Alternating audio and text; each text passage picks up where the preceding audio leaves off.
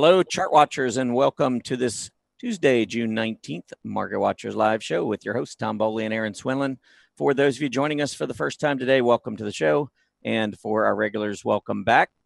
Well, it was another rough morning. The markets got off to a pretty tough start. Asian markets were beaten up rather badly overnight as trade tensions escalated between the U.S. and China.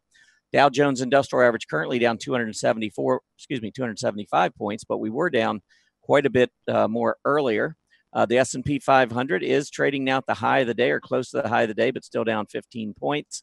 The Nasdaq has recovered also back up near that 7,700 level, but it too was trading much lower earlier today. The Russell 2000 on a relative basis, again, trying to outperform, but is still down about 9 points. 10-year Treasury yield falling to its lowest level in the month of June. Earlier today was down to about the 286, 287 level, now back up close to 289, still in the longer term uptrend, but certainly in the short term downtrend. After the Fed raised, we saw that move up just above 3%. Now, like I said, back down to 2.89% currently. Volatility shot up at the open with the market selling off, but it has since retreated back down. Still up 10% for the day, but quite a bit off its earlier high. Utilities leading the move to the upside, along with consumer staples. These are the two groups that are performing the best. I think materials may have just broken into positive territory as well. But clearly the money is moving and rotating into defensive areas of the market, hence leadership from utilities and consumer staples and money rotating into the treasuries. Materials not performing so well, being hurt quite a bit from tariff talk, additional tariff talk, tough trade talk between the U.S. and China, and a few of the individual companies on the Dow that were getting hit the hardest. Caterpillar, you can see down over 3%. Dow DuPont also roughly about 3.5%, and Boeing down more than 3% as well. So those were three of the laggards on the Dow Jones this morning. Well, Erin, it is Tuesday. We got another day in the books. The market rallied quite a bit yesterday after opening lower, and it's trying to do it again today. And that's kind of what when I see a volatility index that's been as low as it's been recently, this is typically what I expect. Market has been, there's bad news. We get a gap down, but then the buyers return. So far, that's the case. We'll see how we do throughout the rest of the afternoon. But how are you doing this morning? I'm doing quite well. And I agree with you with the VIX being at that low point. And, we needed this pullback.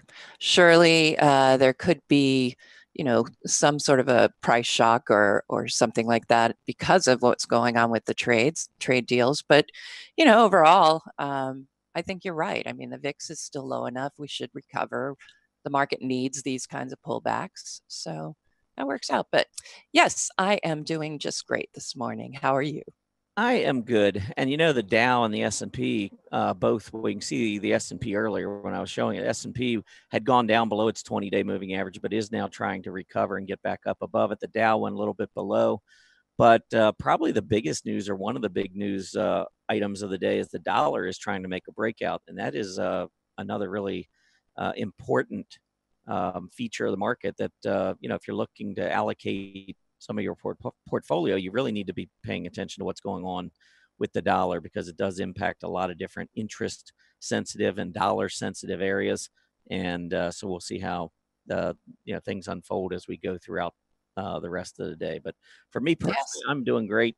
I know you've got a workshop coming up, so I'm going to try and get through technical news pretty quickly today, but I'll let you go through the agenda along with the upcoming schedule. Sure. So what's in store for us in the future here? We have Grayson Rose is going to be our guest tomorrow. And Thursday, we have Julius de Kempenaar, Mr. RRG. And we will be doing Anatomy of a Trade, it looks like, on Friday. So prepare yourself for some interesting information on how we trade and what we do to help with risk and that sort of thing. But today's agenda, I will be going through an introduction to momentum indicators, try to make it sort of generalized so it'll be easy for everybody to understand. 10 and 10, we're going to start off with Twitter, ever popular. And then we're going to finish off with a new segment called Small Change. And I've been working so hard on my workshop, I'm not really sure what that is going to be, Tom. So it'll be a surprise for me too. Yeah, I'm not going to give away any secrets, so we'll just wait, and I'll get into technical news, and we'll hit small change later in the show. Sounds good. All right, let's get into some of what's going on today. We did have May housing starts out this morning. They came in at 1,350,000 units. The market was only anticipating 1,310,000 units. May building permits actually came in short of expectations, though. Almost flipped the numbers, 1,301,000 units versus the anticipated 1,350,000 units. And as a result, I don't really think that the Treasury market was really paying too much attention, to be honest. I think it was much more about what was going on between China and the U.S. And I think the potential for the trade war had a lot of folks running for safety. And that means money moving into treasuries. And as a result, you can see that we did gap down with the 10-year Treasury yield after finishing near the high yesterday at about 2.93%. We opened at 288, got down as low as 287, actually 2.86 and change, and now we're back up to about 289. A nice recovery would be good. I'm mostly concerned about the recent high at about 311, and then the April 1st low, which was down closer to the 270 level. I think that's the trading range we're in. We saw a big move lower in the 10-year Treasury yield back in May, toward the end of May, as money rotated into Treasuries. And so I think as long as we hold this support area down in the low 270s, and I'm probably looking at a weekly chart, could even go a little bit lower, maybe to 260, 270 and still be okay. I think we're consolidating. The Fed's told us the rates are going up. I believe in time we're going to see this 10-year Treasury yield higher, but for now we continue to consolidate. A couple of areas that I wanted to talk about today. First of all, I did mention I thought healthcare was turning positive, so let's take a look. We're actually up 1 penny. So I believe this is the third group. I'll come back to this. I just want to see if there were any other groups that have turned positive, because we do have a lot going on today in the market. No, we got utilities, consumer staples still leading, and there's healthcare moving into positive territory. The other 6 sectors are lower, and these are the aggressive areas. Now, energy and materials, I think, can move based on a lot of different factors, geopolitical, dollar, a lot of different things.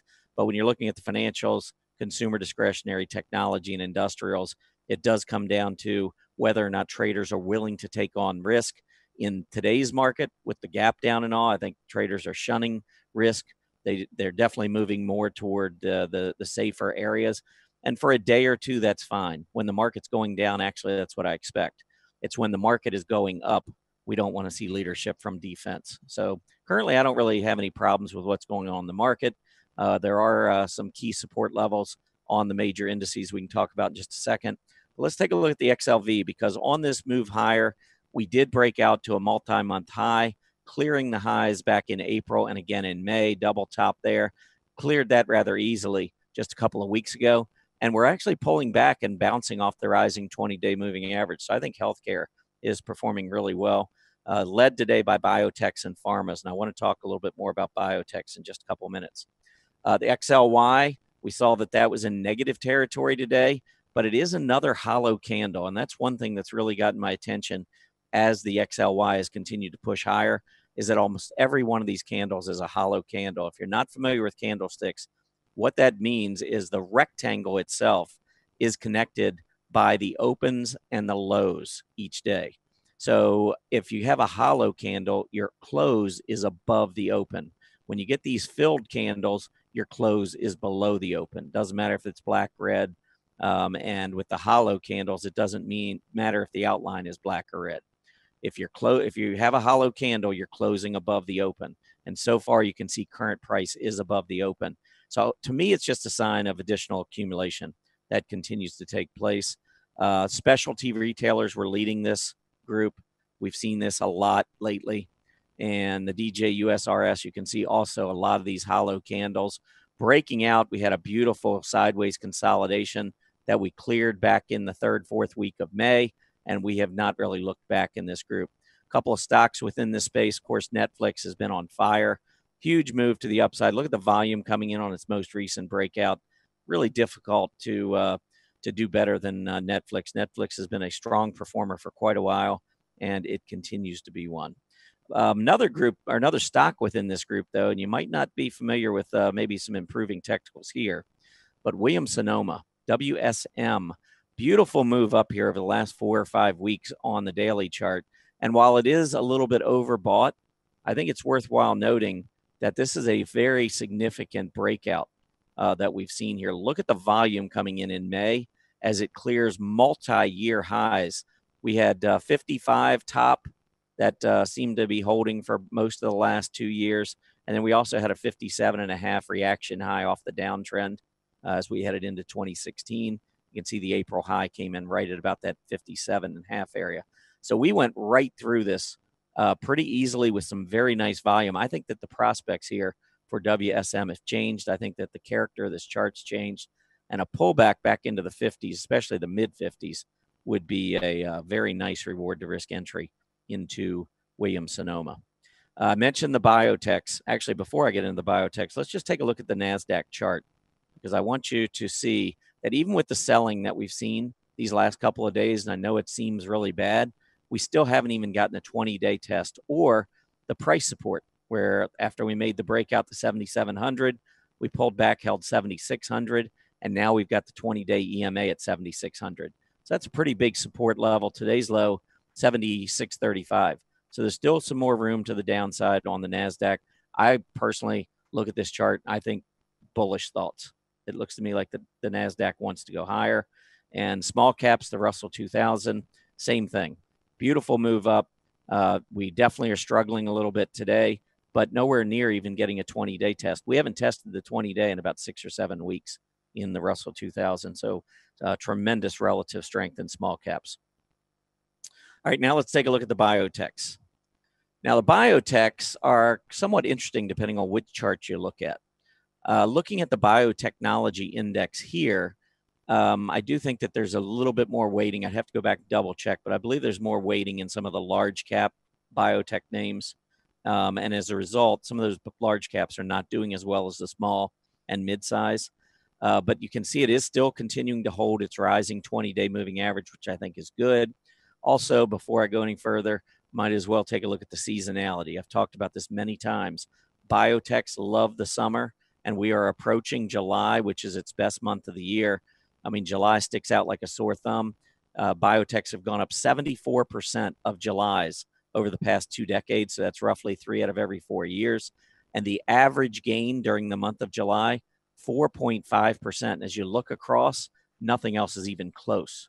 So here we are going into the last 10 days of June. We've got July right around the corner, and I think the biotechs are looking pretty good. And I'm going to spend some time going through some individual stocks here in just a second. But I wanted to point out on a longer term chart, if we go back, say, on a monthly chart, we had a huge run up in biotech stocks from 2011 through 2015, put in a cup. I think this is a handle, and it looks to me like we're starting to make another run to the upside. A breakout above 2,200 again on a monthly basis would have a measurement to 2,900. And I think these highs that came in around 1,800, we broke out, went back into the 1,800s, but we haven't lost it. And you can see the 50-month moving average now is at 1818. So I think from a longer term perspective, watch biotech's major support at 1800. And I think if we get this breakout back above 2200, we could run to 2900. That's the measurement on this cup, from 2200 down to 1500, which is the bottom of the cup, 700 points. You tack that onto a breakout, it would be 2900. I think the biotechs from a longer term perspective really have a strong reward to risk set up here. And so something I would certainly keep in mind. Now let's take a look at some of the individual stocks, because one of stocks that have struggled in the biotech space for quite a while is beginning to show some life. And this is Regeneron Pharmaceuticals. You can see it is starting to hold its 20-day moving average. And for the first time in the last 6 months in 2018, we have gotten that golden cross. The 20-day is back up above the 50-day. And again, if we take a look at a long-term monthly chart, this is a stock that ran tremendously, a huge run. It's been consolidating, turning lower, but if this is the start of a move to the upside and the biotechs do well, this is a stock that has fallen quite a bit from its high in 2015, and it is a larger cap biotech, so it gives you a little bit more protection, although these biotechs can be extremely volatile. Let's take a look at Srpt. They came out with an announcement today. I didn't really get a chance to see. I know they had some positive results. The stock was halted It reopened, I think, sometime around 10:30 Eastern, gapped up, was up in the 170s, pulling back now with a black candle. Look at the volume coming in. And again, this stock has been open less than 2 hours. So that's a lot of volume in 2 hours here for Srpt Therapeutics. If we take a look at the long-term chart here, this, I believe, has a pretty, very volatile past. But this latest move to the upside, when you look back over years and years of resistance around 50, 60, it broke out. And many of these biotechs, when they run, they can run for an extended period of time. So getting the good news, I think eventually the stock goes higher. It is difficult to pull a trigger on a stock that's up 40%, though, in one day. I would continue to watch. And if it does continue to move lower and you happen to see some sort of reversing candle, maybe Srpt becomes a buy at some point down the road. ARRY, this is Array Biopharma. I like this 20-day test. We failed right up at 18.5. Pulled back, though, hit that rising 20-day moving average and bouncing nicely. I think Array looks really nice here. SGMO, this is Sangamo Therapeutics. You look at this on the daily chart and you think, wow, this doesn't look very good. Look at this downtrend from $27. It's down at 16 and change. Why could I like this? Well, if you pull back and look at the big picture, weekly view, check this out. Beautiful move up, higher prices, lower PPO. What do we look for? 50-period test, center line reset. There's your center line reset. Here's your 50 test. This could begin to start. Going back to look at the daily chart, we had support at 17. We broke down below 17, and we have struggled to get back through 17. Notice the volume a couple days ago started to pick up. If we get a breakout above 17, I think SGMO could be one that could run. So one that certainly keep on your radar. AGIO, Agios Pharmaceuticals, trying to make a breakout. Right now it's got that tail above the breakout level and pulling back, so may not confirm. Volume, I'd like to see more volume on a breakout here. I do think that this is an uptrend followed by consolidation, though. So eventually I think AGIO breaks out. Intercept, ICPT, huge move to the upside, breaking out above this top at about 75. I'd look for a pullback, but the rising 20-day moving average, I think, looks interesting on this one. RCKT, I should say, Rocket Pharmaceuticals, after a nice move up on increasing volume earlier this month, has pulled back. Stock was up over $24. Now it's back at 21 and change, testing this rising 20-day moving average that's been holding as excellent support. ADVM, this is a smaller company. I watched this one several months ago and actually traded it, and I think I did pretty well on it from what I recall. But it has continued to consolidate. When you look at it again, you say, well, it's near some support, but it's been moving lower really since the high back in January. Maybe this isn't the one to get into. But if you pull up a weekly chart, I think it tells you a much different, it gives you a much different picture. Downtrending for many years, and then all of a sudden began to show a little bit of strength in September, October last year, pulled back one more time, and then look at the volume coming in December and January as we made a huge move. I think the stock is consolidating, and I would not be surprised at some point to see another push, big push to the upside here. So ADVM, I think, is an interesting stock as well. ARWR, this one I believe was in the 10 and 10 yesterday.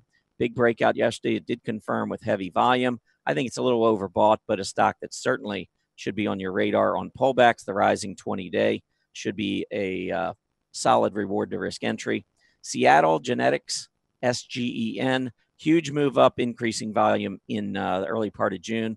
This pullback getting close to the 20-day moving average could be quite an opportunity.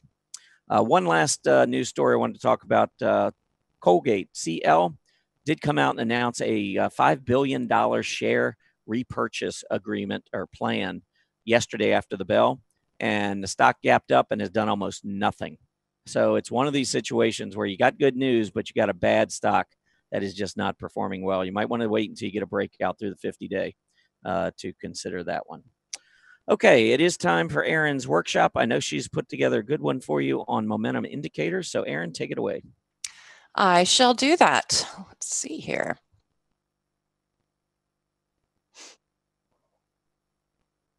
All righty.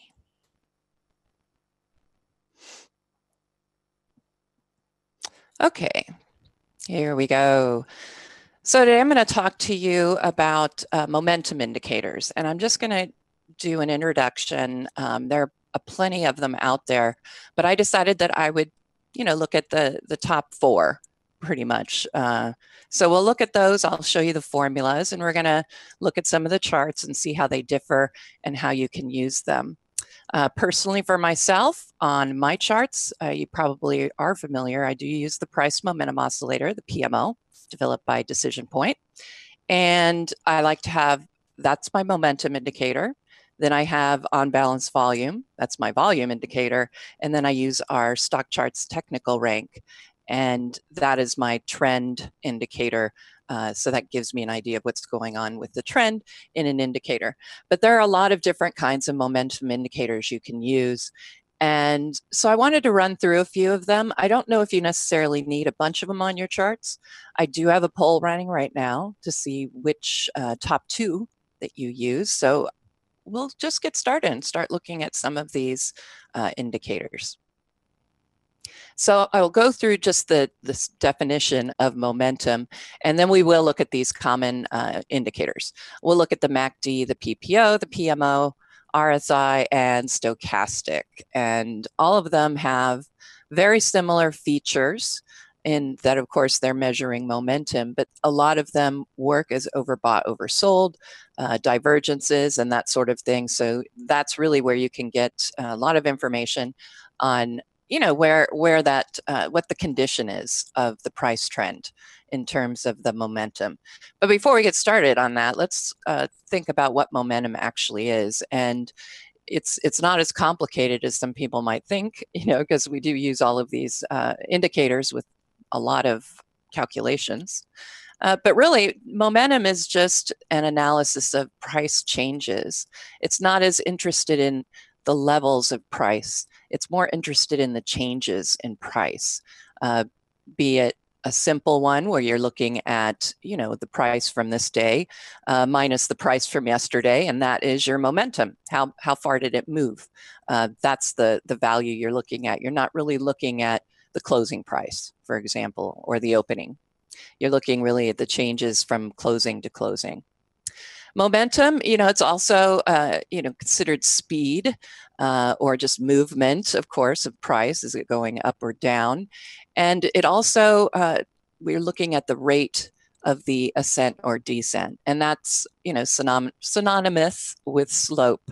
If you're remember your math and using the X and Y axis. So we're looking at what is the slope of that rate of change, which is also what you will hear momentum described as. So these are typically leading indicators and not lagging like a moving average. It says leading indicators, but it could be pretty much, coincident indicators, in that you'll get that that sign or that crossover or that change in direction at the same time as price moves in that direction. So in that case, it's more of a coincident indicator, but some of the times you will see these indicators, for example, turn up before price does. And so that would mean that it is a leading indicator. Whereas moving averages, you're just pretty much looking at, prices over time and, of course, averaging them out. And so that will sometimes lag. So these are ways to get around that, is with momentum indicators. So like I said, the simple momentum formula, and it's actually not completely on StockCharts, but you run and look at the difference between 2 prices taken over a fixed interval, n days. So momentum over 5 days would be price minus the price of 5 days ago. And that gives you the momentum over 5 days. So that's pretty simplified. And what you'll find on StockCharts is the rate of change formula. And actually, since we're talking about it, let's go ahead and look at a rate of change. I'll be going over the RSI shortly, but this is the rate of change. And notice it's in a percentage. So it's measuring the momentum, but then it's taking it as a percentage of the change. So that's the way you can do it on stock charts, is using that rate of change. But as you can see, it's pretty choppy.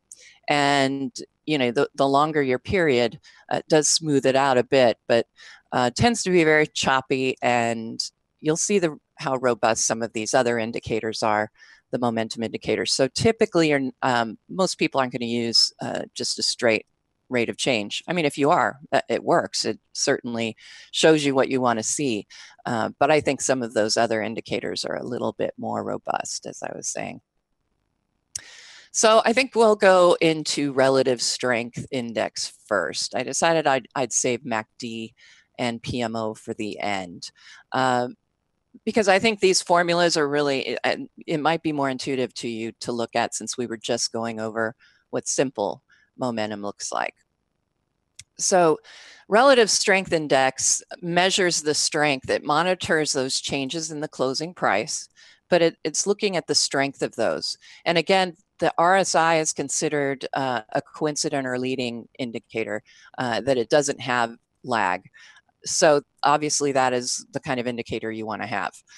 The nice thing too as well is it's a bounded oscillator, which means you're going to be able to do your overbought and oversold analysis. You can additionally, with all of these momentum indicators, look for the divergences. And I'd recommend you go back to our StockCharts YouTube channel, because I did do a whole workshop just on divergences. So if you're a little rusty on that, I recommend you go back and check that out. So relative strength is really showing you who's stronger at closing time. And I'll show you the formula, and hopefully it'll make more sense of what we're talking about. But obviously you want to know who's holding the reins, because as Dr. Alexander Elder, for whom I got a lot of this information, I almost always end up presenting a lot from his book, The New Trading for a Living. If you don't have it, excellent for a beginner just getting in. He really has a great way of explaining things, and that's how it's helpful for me to explain it to you, because I have read his book and I constantly am referencing it. So let's go ahead and look at what the formula actually looks like. So the relative strength index is a function, of course, of just relative strength, where relative strength is considered, your average of the net up closing prices for that particular time period you're looking at, and then divided by the average of the net down closing changes for that time period. So if you have a group of, if we're looking at the default, which is typically 14 days. So if you're looking at over 14 days, 6 of those were closed, for example, 6 closed up. All right, so we want to look at the changes on those closes over that time period, and then take the average of those 6 days that price was up. Average of net down closing changes, of course, is the other way around. And there are times where you'd end up with, maybe a 0 in the denominator or the numerator. So of course your relative strength would then become 0, and that's going to give you a value of 0. Okay, 100 divided by 1 is 100, and subtract it, that's going to give you a 0. And if it is the other way around, where you have a 0 or no down days for that period, from math, that's you can't divide by 0. So what we do as far as relative strength is concerned, we just make it 100. So the whole value becomes 100. And so that's how you have that bounded area from 0 to 100. That's how the scale ends up coming together for you. All right, before I get into stochastics, let's go ahead and look at the chart that has the RSI. And I'm going to take the rate of change out of here. Okay. And as I said, when you put RSI on as an indicator, it's going to default to 14. And so that's obviously that 14-day look back over those net changes over the opens for the up over lower on the downs. So if that makes sense. So relative strength index, typically you're going to have a 14-day default. And of course you can change that. And, you know, the longer the parameter goes out, and we'll actually, let's add another one in here so we can see the difference. And this is how you can, of course, add these to your charts. So let's go ahead and I'll make this 28, and then we'll add one more. There we go. Oops, not that one. And let's just make that really long. We'll make it just 60. These are random. And of course, you can pick, of course, whatever you would like. So the RSI, like I said, you're going to get values between 0 and 100. And the place that we look in particular is in the range between 30 and 70. So as you can see, when you start using you know, a higher value, you're going to get fewer and fewer tops and bottoms. You're going to have a more smooth line. But the reason we do tend to use the shorter time period is just that you can get better fluctuation. But if you end up using a longer term RSI, obviously I would recommend you make that larger, for example, make that height a bit bigger, and that way you can see, there we go. Then you're going to have a better idea of that fluctuation. But since it's normally 30 to 70, when you get these longer term RSIs, you typically aren't going to see those moves all the way up to 70 or all the way down to 30. So you would probably want to tighten your range up a little bit, maybe 40 to 60. And this is something Dr. Elder recommends as well, if you're going to move out further on these RSIs. But this is the one we typically use. So let's go ahead and get rid of all of these, because we don't want to get confused. And I'm going to make this a little bit bigger for us. All right, so this is Procter & Gamble. And what you're looking for with the RSI, remember, you've got the typical range. What I do, like with the PMO, I call it the normal range, where it normally will be fluctuating in between. And of course, with the PMO, with all of these indicators, you're looking for, you know, whether it's overbought or oversold, except for the MACD, but we'll get into that later. But the PPO, PMO, you're looking for those ranges for overbought being near the top and oversold being near the bottom. Excuse me. So when you get those moves above or below and you get these very oversold readings, that's when you start to look for those price reversals. And one thing I've noticed, and also it'll happen sometimes on the PMO, is you'll end up you know, staying near the top of that range. So it does get a little tricky on determining, you know, when is this a good signal? When is it a real sell signal when it gets that overbought? So it's trial and error. But I would recommend when you're in a situation like this is to start looking for divergences. So for example, you can see from here to here, and I'm going to annotate. Alrighty. So when you're looking at these two, they're declining. All right, and so actually this is where I was going. From the first time it popped up to the last time it popped up and got a top. So you've got a rising, you're seeing that rise in the tops. Actually, let's go down to the bottoms, because that is proper way to look at divergences. You go to the indicator first and you look for declining, you're looking for declining tops or rising bottoms. So here we've got, let's go in here, we have these declining tops, and what's happening with price.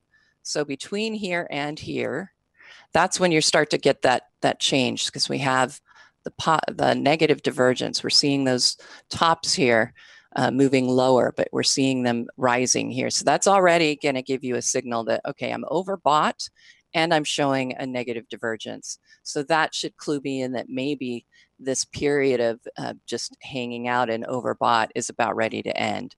And sure enough, you did end up seeing that decline.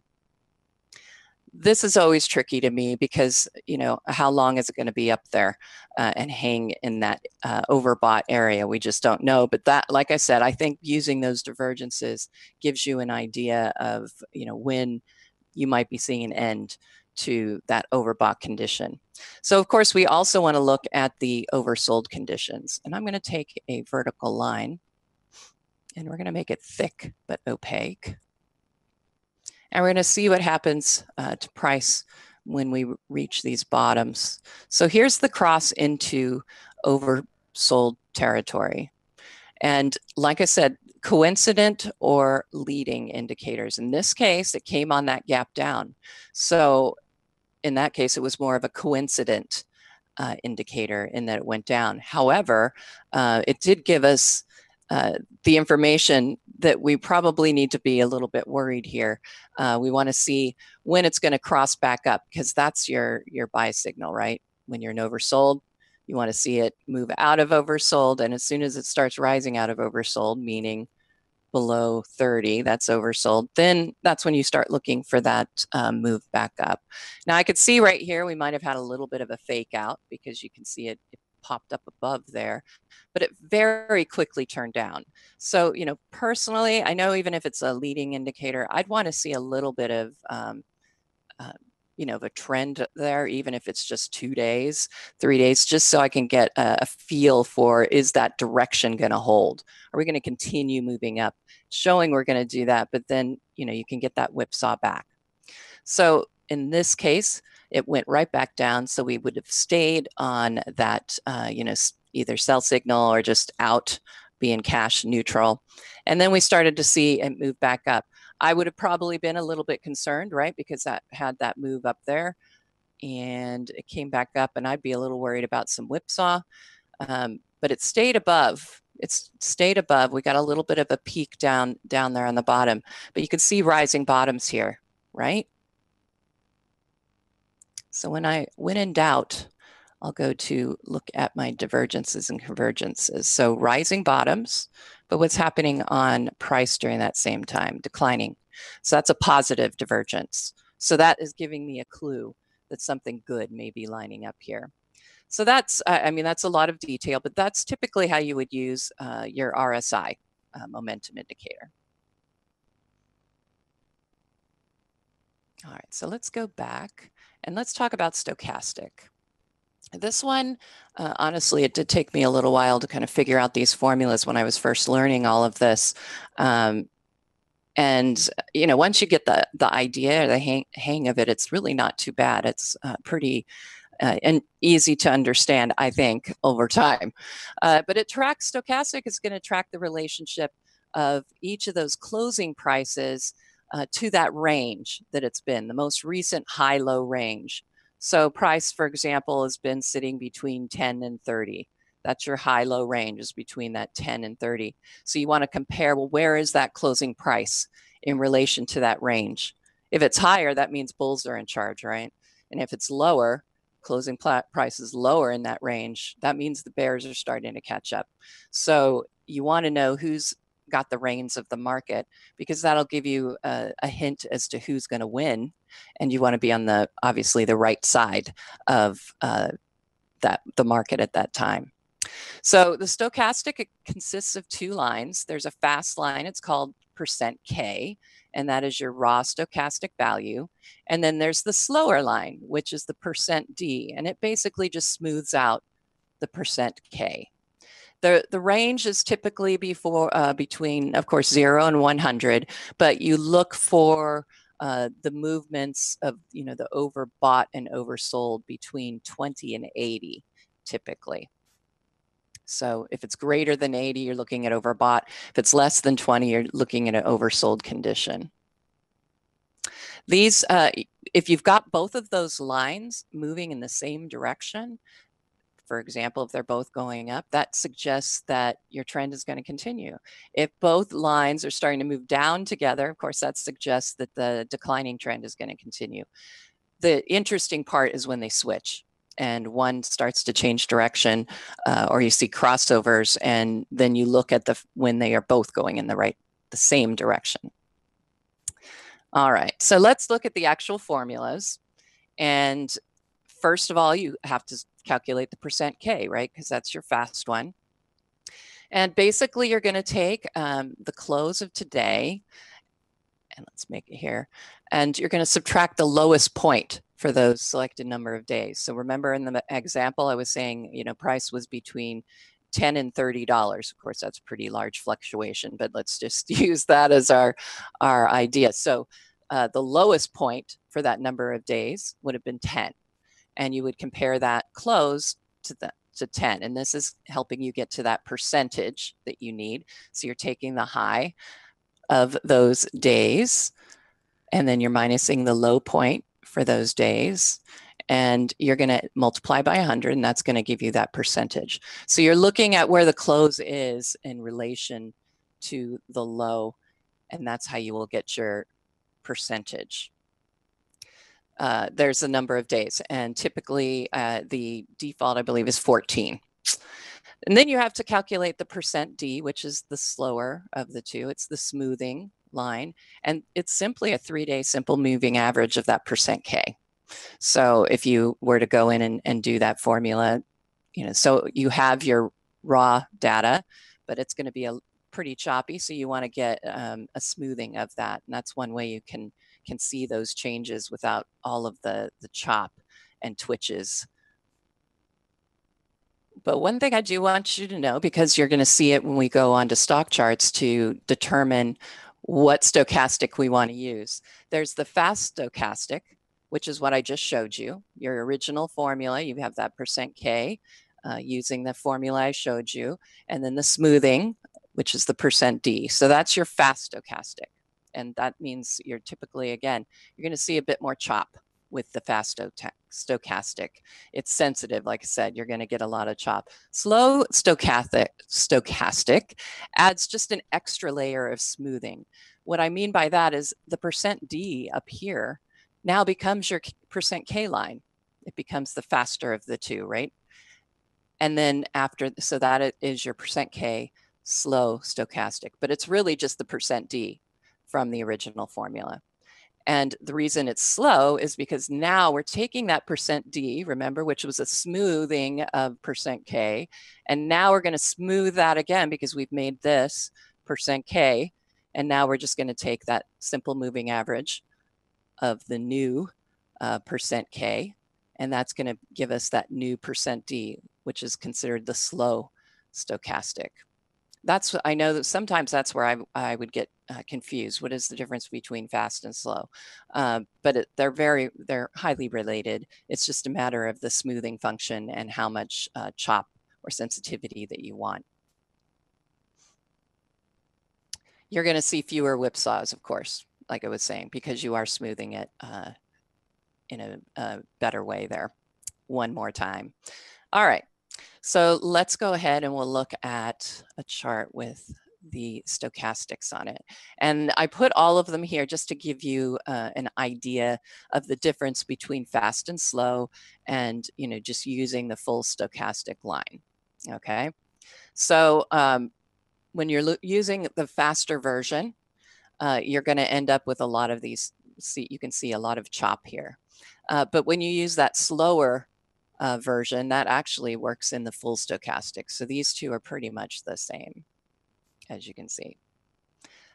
So notice the difference between fast and slow. It's giving you the same information, only you're getting a smoother look at it. So this is where we start looking and seeing you know, where percent K is in relation to percent D. You could use crossovers. But the main thing is looking for that directional change where they're both going in the same direction or both going in the wrong direction. And again, you're looking at overbought, oversold. You can end up seeing a little bit of a length of time where you're in the overbought or oversold areas. And so that, again, is when I would start looking at your divergences. That can a lot of times help. For example, we have declining tops. Let's go to annotate. Oh my, we're getting low on time. So here's your divergences. you're confused. If you're sitting here and you're waiting, it just keeps staying up here. Well, now the second top is lower. And what happens during that same period? Okay, so declining tops and rising tops on price, that's a negative divergence, and that tells you you might be ready to see that drop below. All right, so let's cover, and I'm going to be very brief about it, admittedly, because I also did a workshop on the PMO, and it will show you the differences between the MACD and the PPO.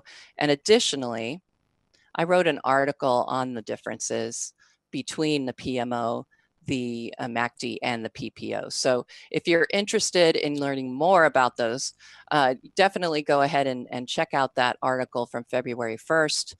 One of the things that a reader did point out to me is that when I was showing you the difference between the PPO and the PMO in the example here, I wanted to make sure to let you know these are the default values for the PPO and the PMO. So you are going to see a difference in tops and bottoms, because it's just a matter of this is a bit faster and this is slower. So if you used the same values, they are going to be very, very similar because the formulas are very similar. So let's come back here quickly. So MACD, it's the differences between two different EMAs, and the signal line is just a 9-day EMA of the difference between those. Problem is MACD is unbounded. You can't do your overbought, oversold. You don't get any relative strength because all the values are different. If you go over a long period of time, you're not going to see those historic values. So the PPO was invented. And I know that Tom was using MACD. He's moved to the PPO. It calculates the percent change in those MACD values. So it normalizes it. And now it's bounded, so you can use it for overbought and oversold. You can look at it for relative strength as well. The PMO is also considered a rate of change ratio. It's used for historical and relative strength comparisons. Works out great. This is the one that Decision Point, myself and my dad developed. More so my dad, I helped him with the algebra. Very similar to the PPO, like I said. And again, with those other momentum indicators, divergences, you can look at where it is versus the center line. Is it overbought, oversold? And here's the actual formula for the PMO.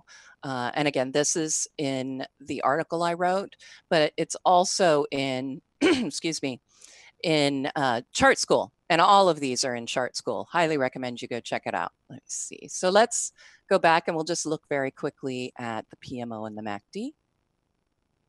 And like I said, we have the information here. So you can get that, get really close into seeing what the differences are. But, here's just a simple, to give you an idea of how you can read the PMO and the PPO. And as you can see, we're getting a little more twitch here because it's a shorter time frame. We're looking at moving averages that are shorter. So again, you can do the divergences and the confirmations. In this case, again, we're looking at a slower rate of change. So we'll get a little bit of a difference in these divergences. But anyway, you're looking for overbought, oversold. When you get those turns, if you've watched Market Watchers Live plenty, you know that when we get those turns, I'm talking about that, the momentum is shifting, and that's what you want to look for. All right, so here are a few takeaways. And like I said, go and check out my PMO MACD article that I wrote earlier, and the video on the PMO will be very helpful. But as far as takeaways, I just want you to know that, the rate of change, rate of the ascent or descent is what momentum is. Most of the indicators are starting to look at the acceleration, and they tend to be leading, not lagging indicators. You're measuring the acceleration. Basically, how hard is the foot on the pedal? Is it going down? Is it moving up? Are you getting more acceleration, less? And also, when you see these indicators sort of flatten out, you think about it if you're on the freeway, well, not in Southern California, but if you're on the freeway and you have your foot down on the accelerator and you're just staying with the flow of traffic. you're staying at 65. You're just going straight. The acceleration isn't changing. So consequently, there is no change in that acceleration. So you'll see a flattening out of those indicators. And of course, you're looking for divergences and the direction of where they're going.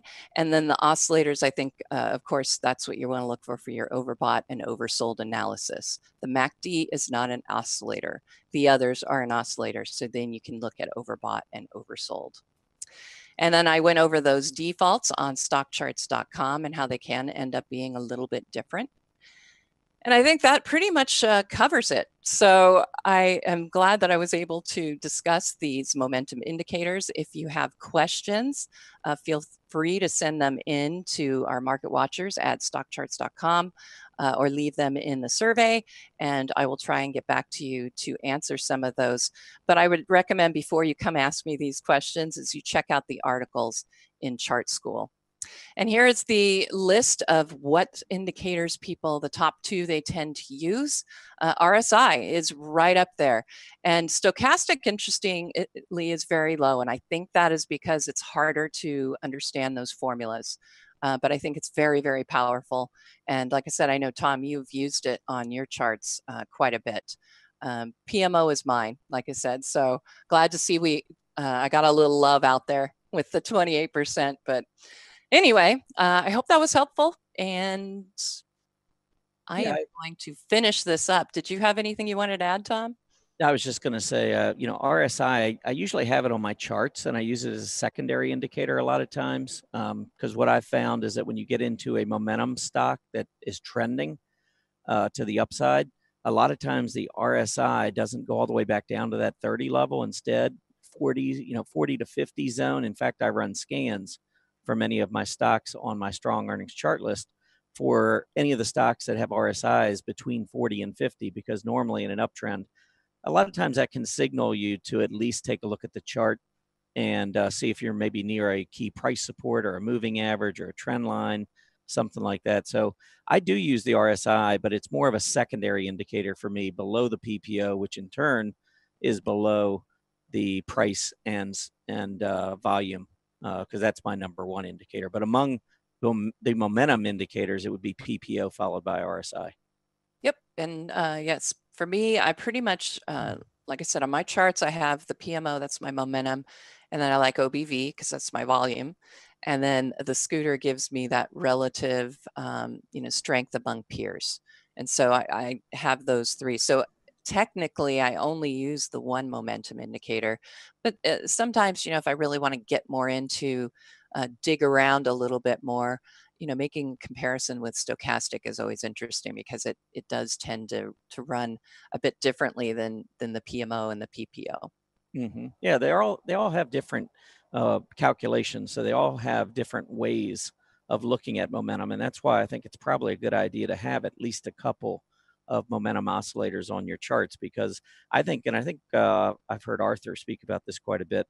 It's always nice to have corroborating momentum oscillators that are telling you the same thing, that you've reached overbought or oversold territory. And usually if you get a multiple number of oscillators telling you the same thing, then usually it's probably a signal worth heeding. Yes, absolutely. All right, well, we do need to get into the 10 and 10. And since I was doing my presentation, obviously I don't have an RRG ready to go of all of your requests. So I'm going to try and get all of them in, and I'll be looking at those charts and figuring out which one for Tom I should give him. But we're going to start with Twitter. So let's go ahead and take it away.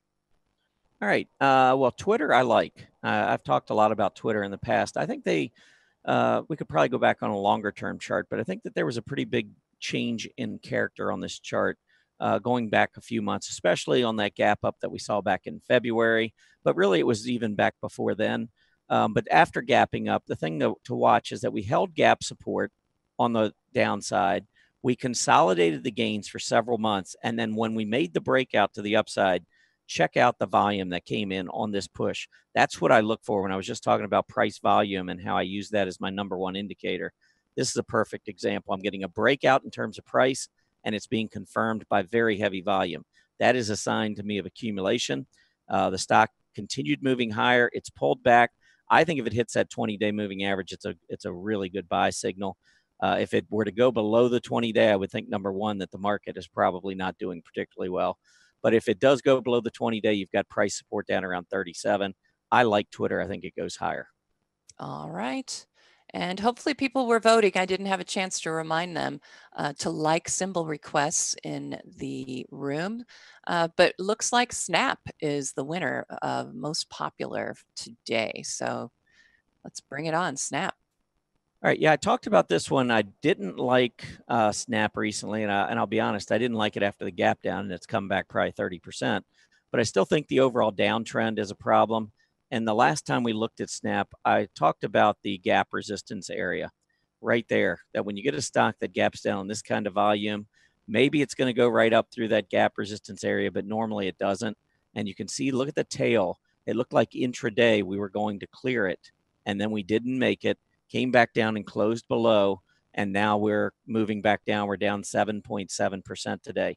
Now, I think this is a key level for two reasons. Number one, off of the move to the upside, you can see the reaction low came down to about 12.5, and the 20-day and the 50-day moving average are both close to that 12.75 level. So I think right now 12.5 to about 14.25 is the trading range on Snap, and let's see which way it breaks first. All right. The next one is interesting. It looks like ETF called FXC, and this is Currency Shares Canadian Dollar Trust. Yeah, I think first of all, Canadian dollar relative to the US dollar has definitely been struggling. We are breaking down below the March low. I don't really have a whole lot of positives here. It looks like over the last 4 months, we just continue to move lower and lower, but there was the support that I was referring to back in March. So the fact that we've gone back down and lost that level, and you also can see the PPO, which has turned lower. So there is the support that I was watching, which we've lost. And now when you take a look at the PPO, you can see that we have accelerating momentum to the downside. So as that's dropping, it's telling you short-term moving average is pulling away from your long-term moving average, so that any kind of a bounce really, in my opinion, could be shorted. So I think we could get back up into the mid 75s to maybe test that declining 20-day moving average in this price resistance area. But I don't like the FXC. I think it goes lower. Okay. In a similar vein, FCX, Freeport McMoran. Yep. This one is a little different. It tends to do really well with copper prices, also a little bit of gold. But I don't like the huge gap down, heavy volume, and notice where we failed on the rally. So if we pull that line up right there, there's really your key gap resistance. Top of gap resistance at about 1880, bottom of gap resistance 1840. Check out where we went to from the low down below 15. Over the course of 5 weeks, we made it all the way back to the bottom of gap resistance and then began to roll over. The other thing that kind of was maybe a little bit of a clue that we were going to head lower was we had a nice little trend for a period of time anyway, where we were trending up, looked pretty good, but volume started to pick up and we lost that trend line. Also failed at gap resistance. So now we've got the PPO rolling back over. I just think we're in a range-bound situation here. I would pass until either we can completely fill that gap and start to break out, or until we get back down closer to price support. I think here in the middle is a little dangerous. All right, number 5. It's not my destination, but Destination Maternity, DEST. DEST, not my destination either. Yes, I've done that. We're done. I have not, and I'm not interested. Yeah, big move up. I don't know if this is going to be earnings related or maybe there was some other kind of announcement, but the stock has continued to trade higher, which tells me that there's a lot of interest here. So you've got the top of gap support there, just below $4. The bottom is closer to 350. You can see huge volume on this move to the upside. So this is a trend certainly worth paying attention to. but I'm not going to buy it when you've got an RSI up in the 80s. I think that's just too stretched. I know there are a lot of folks who think, well, when you're in an uptrend, you can be overbought and stay overbought, and it is true. But the problem with getting in is you have to take risk, because where do you set your stop? So it's not that I don't think the price can go higher. It's just that, how do I manage risk by getting into this particular trade? I really can't.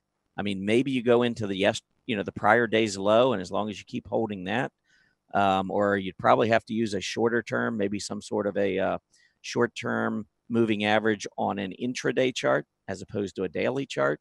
But I'd have to find something that was a little bit more palatable in terms of managing risk. In the meantime, I would keep it on a watch list. And if you get a pullback and you see that RSI at some point down the road dip back into around 50 or into the 40s, and we're pulling back, maybe back into the 4s, who knows, then that would be the opportunity, maybe from a reward to risk, to take a shot. All right. From the consumer staples sector, Pilgrim's Pride, PPC. All right, PPC. Well, it's doing like a lot of consumer staple stocks, not particularly well. And so, I wrote an article in my Chart Watchers last week talking about diversification and the fact that you really want to stick with relative strength. And I think diversification just sets you up for failure. I'm not a diversification fan. I think that as a momentum trader, I'm looking for things that are going up and outperforming. So I'm not a fan of trying to move into things that are moving lower. So I don't like the stock. I don't like the consumer staples space. We have seen a little bit of a pickup in consumer staples here recently. So maybe things are starting to turn, but I believe we're in a bull market, and in a bull market, you're going to get strength from the aggressive sectors on a relative basis. And so I would pass on the stock based on the chart and based on the sector that it's in. All right. The next one is Macy's. M. Yeah, Macy's. Certainly in a better space here. Consumer discretionary, the retailers, department stores, whatever you want to say. I mean, they're all doing much, much better. You can see the volume trends are really strong.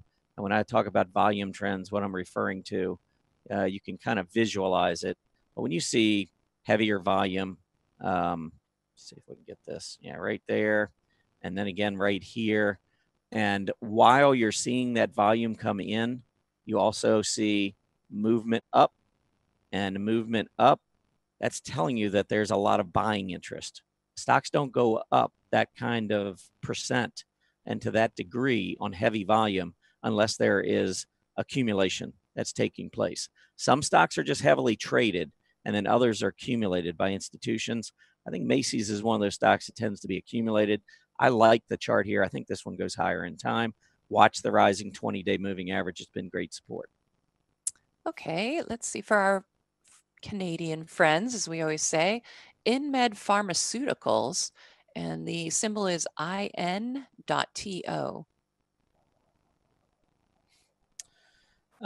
Maybe we're getting a gap down and an exhaustion gap down, although the volume should be a lot heavier on exhaustion. I'm going to stretch this chart out a little bit further because I really don't see anything here that's getting my attention. Well, you do have really good support at this level. And what I'm referring to is if you use this auto support resistance line right here, see the high where we got up to about 80 cents back in November, pulled back to well, actually, it looks like maybe about 65 cents. And we traded in this range, and then we broke out above 80 cents. Look at how every time we come back down to 80 cents, it holds. Well, we gapped down a little bit below 80 cents today, but we're trying to come back up and hold it. I probably would use this tail down here. I think 70, 80 cents, this range needs to hold. And the fact that it had a recent high of 240, I kind of like the reward to risk on this one. So it's a small company, so there's a lot of risk, but I do like the reward to risk on the trade. I could argue for a buy if you're looking at possibly entering. Okay, let's see. The next one I have for you is Booz Allen, BAH, B-A-H. Is this a bah humbug? No, it is not. It is anything but a bah humbug. I love the candle here. If you go back and take a look on this one. Here was your breakout. I would probably be using the top of that candle as major support. And there was really a second entry, a second gap the very next day. And both days were on extremely heavy volume. So beautiful move up. I think we got a flag. I think we got a nice push to the upside, sideways flag action. If we pull back closer to 44, you're going to have a 20-day test. So from a short-term perspective, I think your best entry is around 44. If it breaks below the top, the bottom of this gap support, then I think we could go back and revisit 42. But I'm not so sure on this on any pullback in the near term we go below 44. I like Booz Allen. I think it goes higher. All right. The last one then is CIEN. And we can see, of course, Sienna Telecom. That's kind of an interesting space. Yeah, this was a big move down. It did go below gap support, but it came right back up, which was a good sign. Now we're trying to get back through some resistance at about that 25.5 level. So I would draw my line in right there. You can see, actually, I'd go up even higher. I'd go up right about to there. Because here you can see multiple tests on the way down, holding 25. We broke below it. And since we broke below 25.5, we have not been able to close back above it. So the first sign you want to see is a close above 25.50 with a PPO crossing the center line. To the downside, I think your key support's all the way down at 23. Although if you're using this as a stock that's strengthening and gaining momentum, you could use that 20-day moving average, maybe even the most recent tail around 24.50 as a fairly tight stop. But you do need to get through 25.50 and see some volume come in. All right. And that concludes the 10 in 10. Here are the symbols that we went over. And Tom always is very good about sending to me. So I will get these up after the program.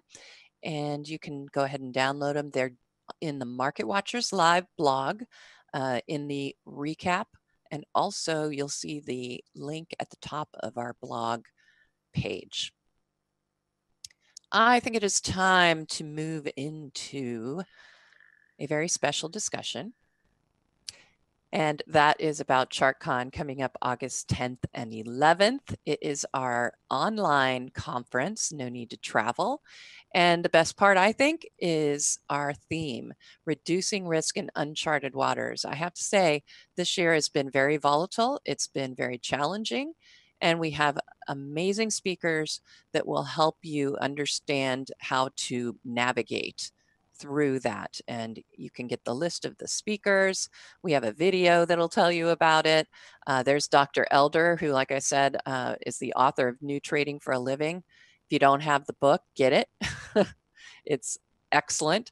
And of course, Greg Schnell's book. I'm still working my way through Stock Charts for Dummies, but excellent speakers.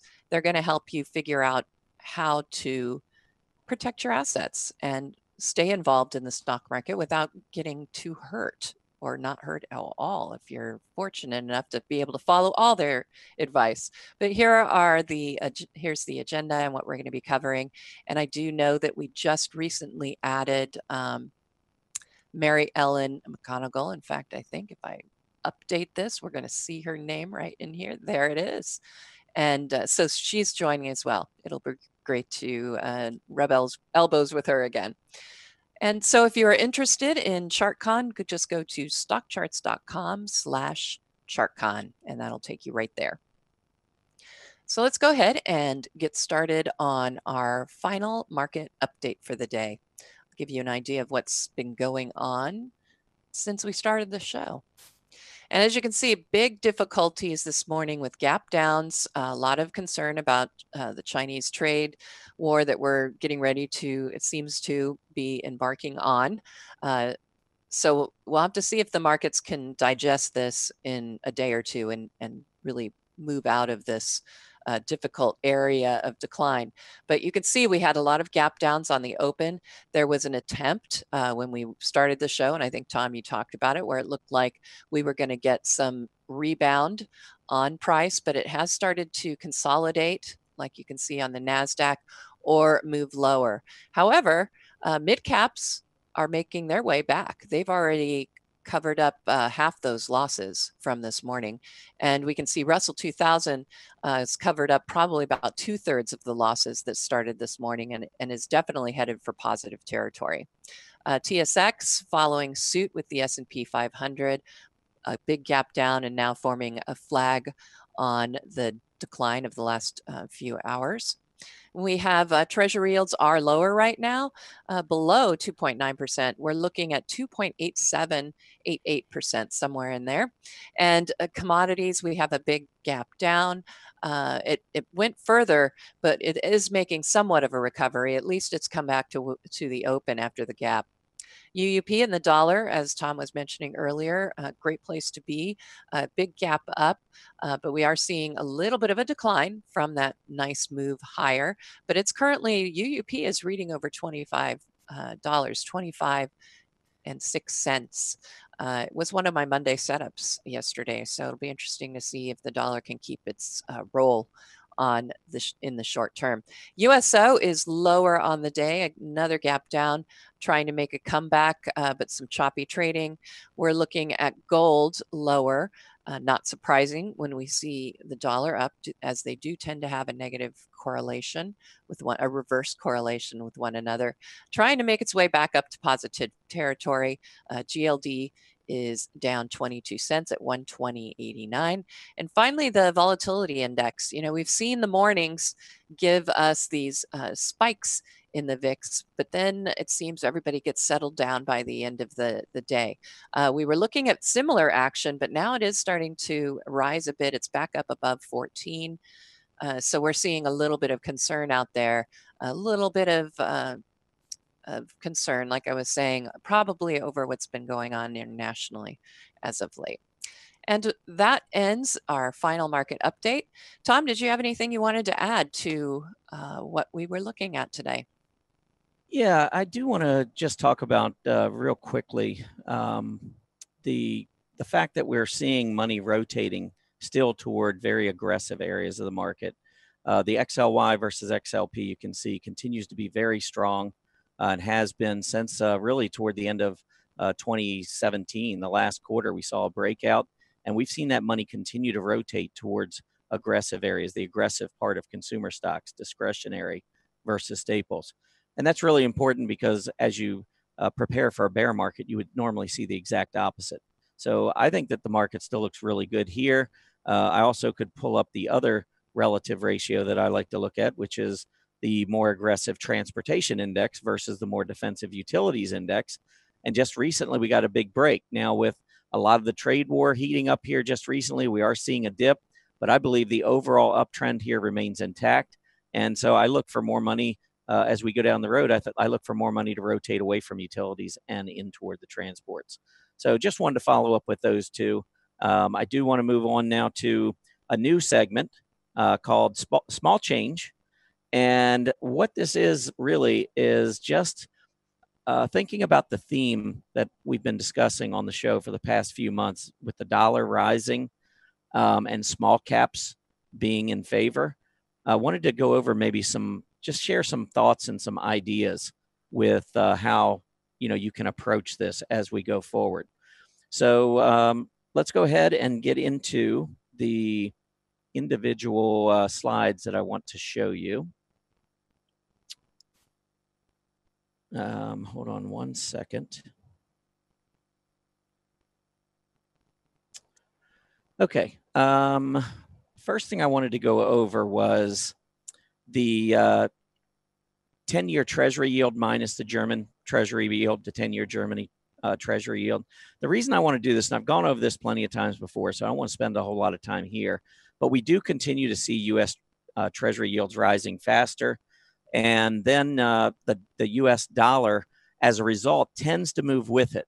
And so we've had a couple negative divergences where the dollar's gone opposite those yields, are the difference in the U.S. yield versus Germany.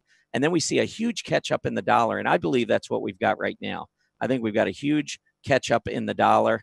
And so as a result, I'm going to move down and just take a look at one other chart that will show you the small cap performance or outperformance. But during these periods when the dollar makes this big move, you can see small caps tend to perform extremely well. And I believe we're in this move to the upside. Can we clear 95 on the dollar index? I think it's inevitable. I believe we're going to. And you can see that the small cap relative strength, this is the small caps divided by the S&P 500.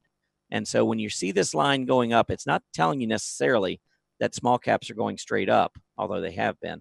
What it really is telling you is that relative to the S&P 500, the small caps are outperforming in a pretty significant way.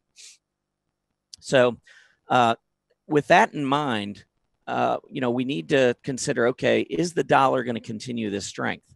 So let's pull up the next chart. And on here, you can see that the dollar has made its way all the way back up to 95 to test what I think is a reverse left shoulder. So we had a downtrend in the dollar. This goes back the last 2 years, by the way. Here's the dollar downtrending. Here's a bounce to form a neckline. Here's one more low to put in the head. Here's another push back up to form the right side of the neckline. And then a shallow right shoulder. And I believe we're going to break through 95.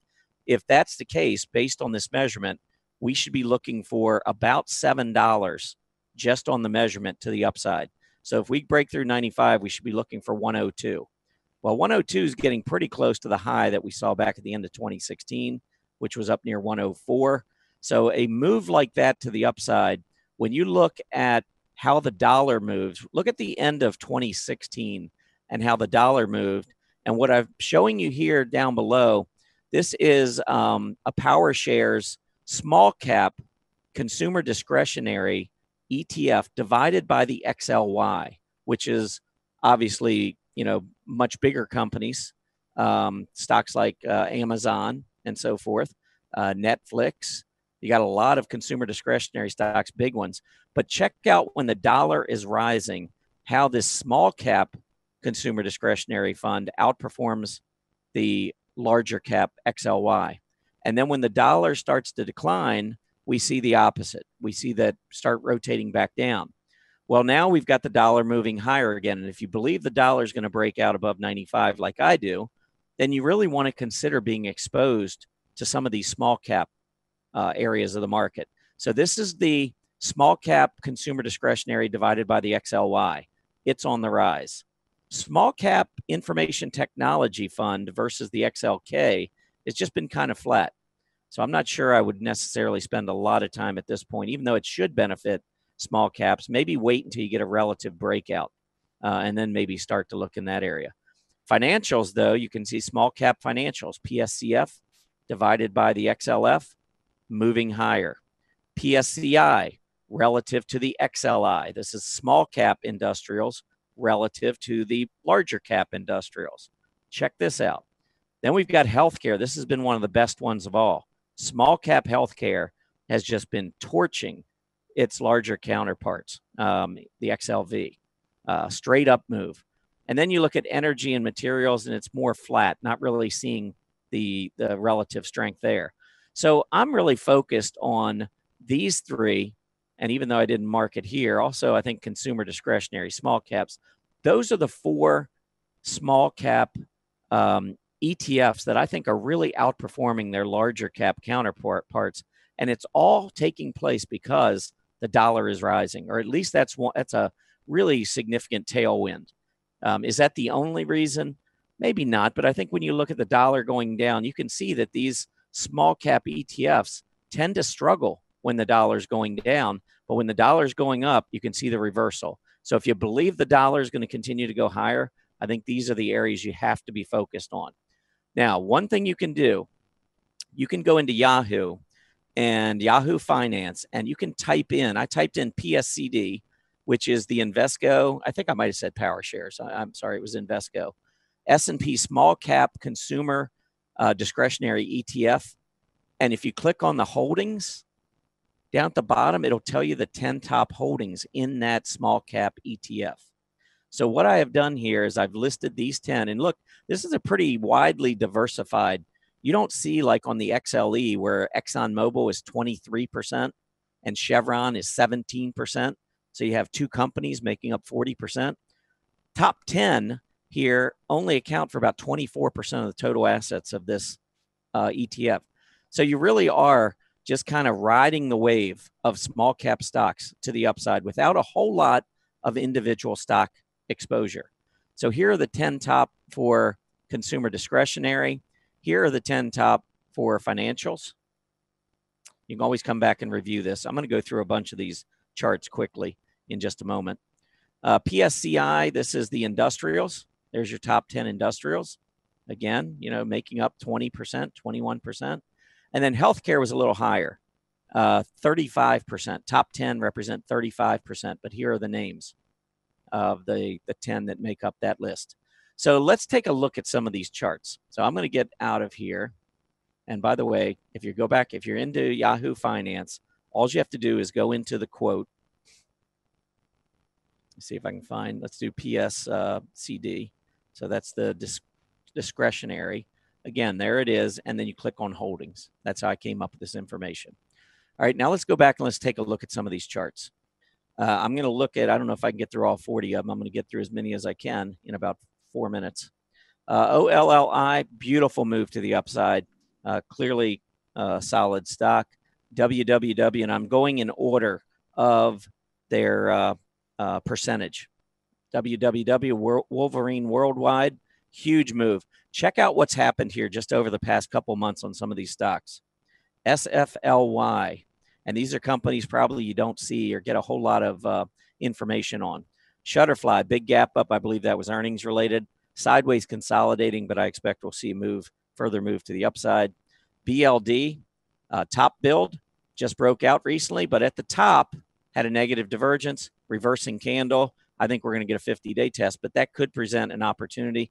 I'm a little concerned about the lighter volume here. I probably wouldn't be a stock I would be interested in, but still, I think the chart looks good. Penn National Gaming, this is in the gambling group, and this was actually a stock that I mentioned just a few days ago when this group was down. I think it was momentum sleepers. I talked about the gambling stocks, and you can see Penn National went down, hit its 50-day moving average, nice reversal, and starting to move higher. VAC, this is Marriott Vacations, big gap down. This is one that obviously is holding back the group. I don't see anything here that I like. Shoe, this is Steve Madden, SHOO. Beautiful move up, great PPO, just got a 20-day test. That's when you want to look to possibly get into some of these stocks. LAD, Lithium Motors, trying to break out. I think this gap resistance here at about 104.50 is a critical area. I'd like to see you get a breakout here above 105. WWE, this is the World Wrestling Entertainment. Look at this move. Wow. Huge advance. LCII. And I'm just throwing all these out as potential ideas. You can see the volume started to pick up. We went above these recent highs, pulled back, trying to hold that rising 20-day moving average. This is an interesting stock, although the volume, again, probably would keep me out of it. But I do like the fact that we're seeing the PPO cross the center line and trying to hang on here to this 20-day moving average. Within the financials, and I'm just going to pull up maybe the top 5 of each of these next few ETFs. FCFS just recently broke out. Financials have really been struggling, but you can see here a smaller cap financial doing very well. And I actually think the 50-day moving average, which has not been violated in quite some time, I think the reward to risk here is really starting to improve. FFIN, another one that broke out recently, is pulled back right on the 20-day moving average. SIGI, Selective Insurance Group, a lot of sideways consolidation. It is bouncing off the 20-day, which is nice. Breakout above 59.50 with some increasing volume, maybe something to look for. GDOT, Green Dot Corp.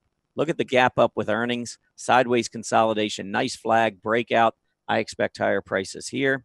And then the fifth one among the financials, EGP, East Group's property, 20-day test, break to new high. Do have a negative divergence, though, in play here. So if you fail to hold about 92.50, I could see a 50-day test coming up.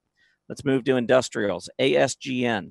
And again, these are all stocks that I just showed you on that Yahoo list. Beautiful move higher, sideways consolidation. This looks a lot better than the XLI, though. Take a look at the XLI. See how we're so much further down from that high back in January? These smaller caps, some of these smaller cap stocks do look very interesting, especially on pullbacks like this, testing that 20-day moving average. AAXN. Exxon Enterprise, nice move up, great volume trends, pulling back just recently, bouncing off that 20-day moving average. I actually tested it again today, looks good. Trex, a little cup off of an uptrend. Might get a pullback from here, but I think the overall pattern looks super on Trex. NSP, Insperity, this thing's been going up for a while. We do have a negative divergence, so a little caution there, especially if we fail to hold the 20-day moving average. And the last one on the industrials, KFY. I know this is on my strong earnings chart list. Beautiful move up here with very strong earnings recently. I expect we'll see higher prices here. Let's move on quickly to healthcare, CHE, beautiful move up, consolidation, wait for this channel to break to the upside, but I expect we'll see higher prices there. HAE, Haemonetics, double top, sideways consolidation in a flag, holding the rising 20-day. This one does, though, have a negative divergence. So if we go back and close below about 90.5, I'd be careful. We might see a 50-day test there. IART, just recent breakout, sideways consolidation, looks good. LGND, Ligand Pharmaceuticals, actually a little bit of a breakout. Volume is concerning there, negative divergence, but you got great price support, 184, 185 in the 50 days coming up. I let this one consolidate, but I think that the low to mid 180s looks pretty good on this one. And the last one, NEOG, Neogen, another beautiful stock. So while we're looking at the XLV and the XLI and the XLF really struggling, that's because a lot of the large caps are struggling. The rising dollar is creating great opportunities in small caps. So I just want to summarize real quickly the stocks or what we tried to take a look at here. Really, it all boils down to the dollar and whether or not we get the breakout. If we do, I think you saw PSCD, PSCF, PSCI, and PSCH. Those are 4 small cap ETFs within the major sectors that are easily outperforming their larger cap counterparts. So if the dollar breaks out, you could consider the ETFs or many of the individual stocks that I just talked about. Okay, I think I went through a number. I think I got through about 25 stocks there. That was quite a few. Yes, that was. But these were your intro symbols? Yeah, those are the intro, and a lot of individual stocks, way too many to list, but you can always go back and check out the recording if interested, and to go back and review your momentum indicator workshop later. We do have those for you on YouTube. You can search stock charts and check out the videos. They'll be listed in there. Yes. Well, it's great. Put another show on the books. Got Grace and Rose tomorrow. That's going to be great. Yep.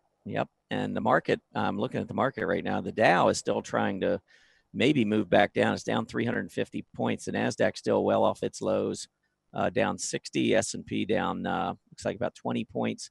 Russell 2000 down only 6 points. I'm telling you, small caps continue to outperform by a wide margin. Absolutely. Yep. Those charts are looking better for the small caps and mid caps in comparison. Yeah, it's a bifurcated market. I mean, small caps versus large caps, we're talking about many, 6, 7, 8% difference in returns over the past few months. That's a big deal. Yep. You can see how the dollar is making that difference. Absolutely. All right. Well, it was a pleasure having everybody here. I hope you enjoyed Erin's workshop, and I hope you enjoyed that last piece on small change. Let us know, because that was a new segment. We'd love to hear what you thought. And you can complete that survey. It is at the bottom of the screen. How'd we do? So check that out. We do love to get your feedback here, what you think of Market Watchers Live. Market Watchers Live airs 5 days a week, Mondays through Fridays from noon to 1:30 p.m. Eastern Standard Time. Have a great Tuesday afternoon, everybody. We'll see you back here tomorrow. Happy trading.